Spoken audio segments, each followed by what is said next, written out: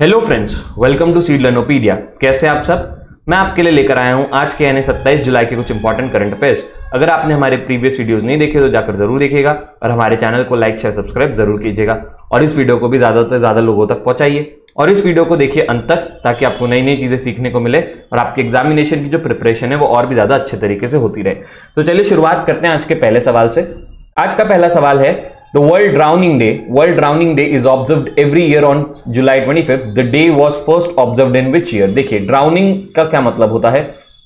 Drowning का मतलब होता है कि पानी में डूबकर जिसकी डेथ हो जाती है उसको कहते हैं ड्राउनिंग। ठीक है, तो इसको प्रिवेंट करने के लिए, इसको अवेयर करने के लिए ये जो डे है वो 25 जुलाई को मनाया जाता है हर साल।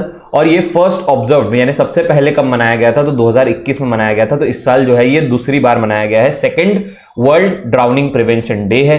ठीक है, एक चीज आपको ध्यान रखनी है कि 2021 में किसने चालू किया था? ये यूनाइटेड नेशन जनरल असेंबली, उनगा ने। ठीक है, और इनका कहना है कि जो ड्राउनिंग है उसके वजह से ना लोगों की जिंदगी जो है वो बहुत ज्यादा खराब हो जाती है, बहुत ज्यादा तकलीफ में लोग आ जाते हैं अगर उनके फैमिली मेंबर्स क्या हो जाते हैं, डूब कर अगर मर जाते हैं तो। और WHO के एक सर्वे ने उनको बताया है कि हर साल लगभग 2,36,000 लोगों की मौत किस वजह से होती है? पानी से डूबने की वजह से होती है। और 90% जो ऐसी कंट्रीज है जहां पर लो और मिडिल इनकम कंट्रीज है, मतलब जो छोटी मोटी कंट्रीज है, लो और मिडिल इनकम कंट्रीज, यहां पर जो है डूबने का 90% का कारण होता है रिवर, लेक और वेल। ठीक है, कुएं में डूबकर भी लोग मर जाते हैं। तो ये चीज आपको ध्यान रखनी है। कब मनाया जाता है? 25 जुलाई को मनाया जाता है। सबसे पहले 2021 में मनाया गया था। चलिए अगले सवाल पे चलते हैं। अगला सवाल है, विच of the following statement is true पूछा है। ठीक है, फॉर द न्यूली लॉन्च्ड स्वनिर्भर नारी। तो एम्पावर वुमेन को गलत है, एम्पावर गर्ल्स को भी गलत है। नारी लिखा हुआ है, इसका मतलब ये नहीं है कि क्या करिए आप वहां पर गर्ल्स या वुमेन वाला सही लगा दे। सही आंसर होगा to empower indigenous weaver. Weaver का मतलब होता है जो सिलाई बुनाई का काम करते हैं, उनको कहते हैं वीवर्स। तो सबसे पहले आपको चीजें ध्यान रखनी है। ये स्वनिर्भर नारी ये जो है ये कौन से स्टेट से रिलेटेड है? ये स्टेट से है असम से रिलेटेड। फिर ये किस चीज के लिए है? ये है इंडिजिनस वीवर जो है इसमें क्या करेगा? असम गवर्नमेंट क्या करेगी? हैंडलूम्स जो है ये वीवर्स से लेके खुद खरीदेगी। आसाम गवर्नमेंट खरीदेगी वाया एक वेब पोर्टल। ठीक है, फिर एक चीज आपको पता होना चाहिए कि यहां पर जो है ना एक कॉटन जो है जिससे ये आपकी वीविंग चलती है वो बहुत फेमस है, जिसका नाम है गमोसा, जो कि आसाम में ही बहुत ज्यादा चलता है। ठीक है, एक और आसाम से रिलेटेड मैं बता दूं आपको, यहाँ के सीएम है आपके हिमंता बिस्वा शर्मा और यहाँ के गवर्नर जो है ये है जगदीश मुखी जी, जगदीश मुखी। ठीक है, तो स्टैटिक चीजें भी मैं आपको साथ साथ पढ़ा दे रहा हूं यहां पर। चलिए अगले सवाल पे चलते हैं। अगला सवाल है, द एशियन डेवलपमेंट बैंक यानी ADB ने अप्रूव किया है कितना? $96.3 मिलियन या about 770 crore for safe and drinking projects and sanitation projects in Himachal Pradesh. तो हेडक्वार्टर्स ऑफ ADB पूछा है। देखिए आपको यहाँ क्या क्या चीजें पता होनी चाहिए। सबसे पहले तो ADB ने 96.3 मिलियन $US का क्या दिया है? लोन दिया है, अप्रूव किया है। किस, या फिर जिसको आप कह सकते हो 770 करोड़, आपके एग्जाम में कुछ भी आ सकता है दोनों में से। ये जो है कौन से स्टेट को दिया है? हिमाचल प्रदेश के लिए दिया है। किस चीज के लिए दिया है? सेफ जो है आपके ड्रिंकिंग वाटर प्लस साथ में क्या? सैनिटेशन भी जो है वो सही होने चाहिए, इस चीज के लिए दिया है यहां पर। और ये जो आता है ये आता है जल जीवन मिशन के अंडर में, जल जीवन मिशन इसके अंडर में आता है। और इन्होंने पूछा है कि ADB का हेडक्वार्टर्स कहां है? तो ADB के हेडक्वार्टर्स है आपके मनीला, फिलीपींस में। मनीला कहां पर है? फिलीपींस है ना। बादलों की आवाज आ रही है, थोड़ा सा इग्नोर करिएगा। चलिए अगले सवाल पे चलते हैं। अगला सवाल है, the central government has amended the flag code to allow people display tricolour 24/7। The flag code was introduced in which year? Flag code देखिए इंडिया में जो भी इंडिया का इस साल इंडिपेंडेंस का क्या 75th ईयर है ना, जिसको हम लोग कैसे मना रहे हैं? आजादी का अमृत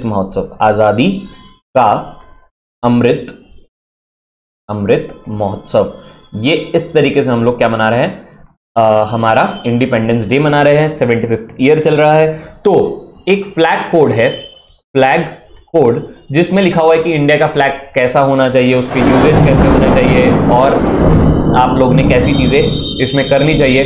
तो 2002 में ये आया था सबसे पहले, और अब क्या किया गया, इसको अमेंड किया गया है। ठीक है, अमेंड किया गया है 2022 में, इसको अमेंड किया गया है। एक बार 2021 में भी किया गया था, पर अब 2022 में इसको अमेंड किया गया है।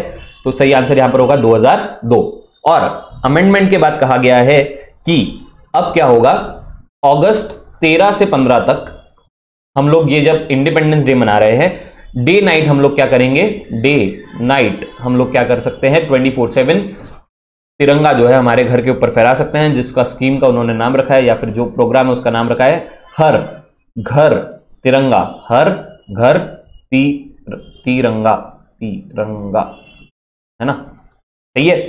और एक चीज ध्यान रखना है आपको, दिसंबर 2021 में भी इन्होंने एक अमेंडमेंट किया था जिसमें बोला था कि हमारा तिरंगा जो होना चाहिए वो या तो कॉटन का होना चाहिए, या तो आपका पॉलिस्टर का होना चाहिए, या फिर आपका वुल का होना चाहिए, सिल्क का हो सकता है और खादी का हो सकता है, खादी का भी हो सकता है।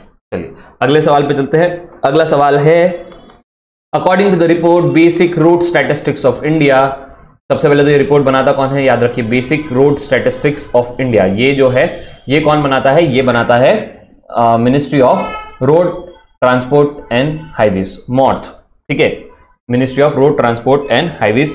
तो इन्होंने एक डेटा लाया है जिसमें पूछा गया है विच of the following is the largest network of state highways. देखिए इन्होंने 3 डेटा लेकर आए हैं, एक है नेशनल हाईवेज का, एक है स्टेट हाईवेज का और एक है रूरल रोड्स का।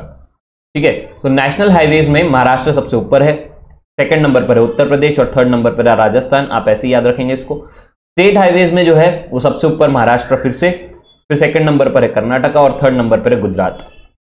और रूरल रोड्स में भी, गांव के रोडों में भी सबसे ऊपर कौन है, महाराष्ट्र, और सेकंड नंबर पर कौन है, असम। तो आप ध्यान रखेंगे कि सब जगह कौन है, महाराष्ट्र ही है, तो फर्क ही नहीं पड़ रहा, सही आंसर क्या है यहां पर, महाराष्ट्र है। ठीक है, और ये जो डेटा है ये अप टू 31 मार्च 2019 का है।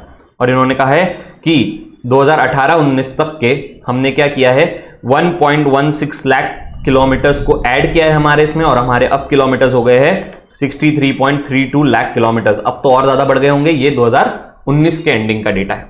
चलिए अगले सवाल पे चलते हैं। अगला सवाल है, Mrs Droupadi Murmu was sworn in as 15th president of India in July 2022। Who among the following administered the oath of the president, किसने ओथ दिलवाया। देखिए द्रौपदी मुर्मू जो है वो 15 नंबर की प्रेसिडेंट बनी है, और आपको याद रखना है कि शी इज द फर्स्ट ऐसी प्रेसिडेंट है जो कि इंडिपेंडेंस ऑफ इंडिया के बाद में पैदा हुई है, मतलब कि 1947 के बाद पैदा हुई है, इंडिपेंडेंस के बाद फर्स्ट प्रेसिडेंट ऐसी है। बाकी आज तक के जो भी प्रेसिडेंट बने हैं उनका जन्म जो है वो इंडिपेंडेंस से पहले हुआ है। एक चीज आपको यहां पर ओथ के बारे में बात की गई है, ओथ जो है वो बहुत ज्यादा जरूरी होती है, शपथ जो होता है। तो प्रेसिडेंट को कौन शपथ दिलवाता है, यहां पर ये पूछा गया है, तो सही आंसर होता है chief justice of India. Chief justice of India जो कि सुप्रीम कोर्ट के होते हैं, जो कि अभी कौन है, एन.वी.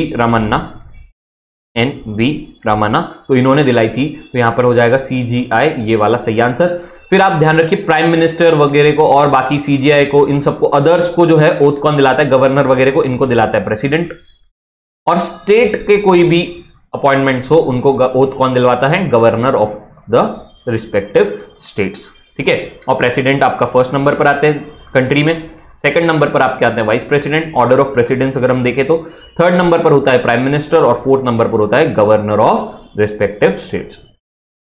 ठीक है, चलिए अगले सवाल पे चलते हैं। अगला सवाल है, Jawaharlal Nehru centre for advance scientific research, इन्होंने एक नया अप्रोच लाया है किस चीज के लिए, एंटीबायोटिक्स को, जो है जिस वजह से बैक्टीरिया जो है बढ़ रहे थे, तो उसको एंटीबायोटिक्स को के लिए अलग अप्रोच लेकर आया है। तो उन्होंने पूछा है कि JNCASR, मतलब ये Jawaharlal Nehru institute for advance scientific research कहां पर है, तो सही आंसर होगा आपका बेंगलुरु में। यहां पर सही आंसर है बेंगलुरु, यहां पर आपको इतना ही पता होना चाहिए था।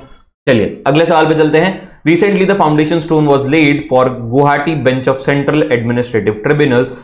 तो गुवाहाटी बेंच जो है सेंट्रल एडमिनिस्ट्रेटिव ट्रिब्यूनल का, तो उनका चेयरमैन कौन है। सबसे पहले तो आपको ध्यान रखना है कि हर केसेस कोर्ट में अगर जाएंगे तो कोर्ट में जो हमारी जो है पेंडिंग फाइल्स बढ़ती चलेगी और इसका वर्कलोड भी बहुत ज्यादा हो जाएगा। तो क्या होता है, कुछ ऐसे जगह होती है जैसे सेंट्रल एडमिनिस्ट्रेटिव ट्राइब्यूनल, उसके बाद आपका होता है कि लॉ का ट्राइब्यूनल अलग होता है, एक आपका होता है लोकपाल। तो इस जगह आप जाएंगे, बैंकिंग के लिए उनके ओम्बड्समैन होते हैं, तो यहां पर आप कंप्लेन करने जाएंगे तो आपको क्या मिलेगा, जल्दी न्याय मिलने के चांसेस है। तो ये जो है ये किसको न्याय देगा, सबसे पहले तो सेंट्रल गवर्नमेंट के सर्विस मैटर में, सेंट्रल गवर्नमेंट के सर्विस मैटर्स जो भी है उसमें ये जो है अपना ये देता है, न्याय देता है। साथ में है नोटिफाइड ऑर्गेनाइजेशन जो भी होंगे, नोटिफाइड ऑर्गेनाइजेशन ये रीजन के, उनमें को भी यही देगा न्याय, ठीक है, इनके लिए है ये। एक चीज ध्यान में रखिएगा, ये आसाम में जरूर खुला है गुवाहाटी में, पर ये 7 नॉर्थ ईस्टर्न स्टेट जो भी है आपके 7 north eastern state, Assam, Manipur, Meghalaya, Tripura, Nagaland, Sikkim और अरुणाचल प्रदेश, ये जो स्टेट्स है सारे आपके, इन सब के जो है केसेस यहीं पर जाएंगे और इसके चेयरमैन बनाया गया है मंजुला दास को। तो सही आंसर यहां पर होगा मंजुला दास। चलिए अगले सवाल पे चलते हैं। अगला सवाल है, union minister for road transport and highway Shri Nitin Gadkari ji inaugurated Savner Dhapewada Gaurkhedi section of national highway 547E in July 2022। ये कौन सी प्लेसेस पे है, तो सही आंसर होगा नागपुर, ठीक है। देखिए ये जो है आपका सावनेर धापेवाड़ा और गौड़खेरी, ये जो है सबसे पहले तो आपको ध्यान रखना है कि नेशनल हाईवे 547E पर आता है। फिर ये जो है ये 28.88 किलोमीटर का है और ये जो है 720 करोड़ रुपए में बना है। 4 लेन का ये एक हाईवे है, ठीक है। इस वजह से क्या होगा, एक बेटर कनेक्टिविटी हो जाएगी। बेटर कनेक्टिविटी मतलब ज्वाइनिंग हो जाएगी, कहां से कहां तक का, आदासा का टेम्पल, आदासा का जो कि एक गणेशा का टेम्पल है, यहां से तो आपका विठल रुक्मिणी टेम्पल ऑफ धापेवाड़ा, तो यहां की जो कनेक्टिविटी है वो ज्यादा बेहतर हो जाएगी, लोगों को जाने आने के लिए बहुत ज्यादा सुविधा हो जाएगी। और यहां पर एक 4 लेन ब्रिज भी बनाया गया है, ठीक है। कौन सी रिवर पर, तो ध्यान रखना है वो रिवर का नाम है चंद्रभागा रिवर, ठीक है। चलिए अगले सवाल पे चलते हैं। अगला सवाल है, in 2015 India has agreed to set up 12 hitech parks via line of credit in which of the following countries. तो सही आंसर है बांग्लादेश। 2015 में हमारे प्राइम मिनिस्टर कौन, मोदी जी, उस समय मोदी जी थे, और उनके प्राइम मिनिस्टर, बांग्लादेश की प्राइम मिनिस्टर जो कि थी शेख हसीना जी, ठीक है, उनके आगे भी जी लगाए। तो इन दोनों के बीच में क्या हुआ था, MOU साइन हुआ गया था, और जिसमें कहा गया था कि इंडिया जो है वहां पर बांग्लादेश की 12 डिस्ट्रिक्ट्स में क्या करेगी, 12 हाईटेक पार्क्स बनाएगी, जिसमें से 8वें वाले के लिए अभी 8th वाला जो अभी सेटअप होगा, जिसके लिए इंडिया ने लाइन ऑफ क्रेडिट दिया है, इसीलिए ये न्यूज में चल रहा है, ठीक है। कितना लाइन ऑफ क्रेडिट दिया है, $193 मिलियन US डॉलर्स। तो 8 हो चुके हैं, 4 और बाकी है, तो आगे देखते हैं क्या होता है। चलिए अगले सवाल पे चलते हैं। Startup incubation in an innovation centre SSIC eight which IIT has launched at the निर्माण एक्सेलेटर प्रोग्राम। तो किसने ये चालू किया है, SSIC का प्रोग्राम है निर्माण एक्सेलेरेटर प्रोग्राम। ये जो चालू किया है, ये चालू किया है IIT कानपुर ने, IIT कानपुर। और ये वाला प्रोग्राम जो है वो department of science and technology के अंडर में आता है। और यहां पर करने क्या वाले हैं ये लोग, 15 ऐसे स्टार्टअप चुनने वाले हैं, स्टार्टअप चुनेंगे जिनको ये लोग बढ़ावा देंगे और इनके प्रोडक्ट जो है वो मार्केट में लॉन्च करेंगे, इनके प्रोडक्ट जो है वो मार्केट में लॉन्च होंगे, ठीक है। चलिए नेक्स्ट कुछ फैक्ट्स देख लेते हैं। जैसे कि पहला, लोकसभा ने क्या किया है, इंडिया एंटार्क्टिक